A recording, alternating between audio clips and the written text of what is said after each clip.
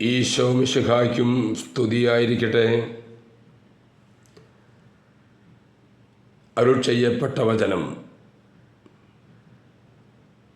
വിശുദ്ധ മത്തായിയുടെ സുവിശേഷത്തിലെ 7-ാം അധ്യായം 21-ാമത്തെ വചനം. കർത്താവേ, കർത്താവേ എന്ന് എന്നെ വിളിക്കുന്ന ഏവരുമല്ല, സ്വർഗസ്ഥനായ എൻ്റെ പിതാവിൻ്റെ ഇഷ്ടം നിറവേറ്റുന്നവനാണ് സ്വർഗരാജ്യത്തിൽ പ്രവേശിക്കുന്നത്. നമ്മളുടെ ഓരോരുത്തരുടെയും വിശ്വാസ ജീവിതം നമ്മൾ വിശ്വസിക്കുന്നതിനോട്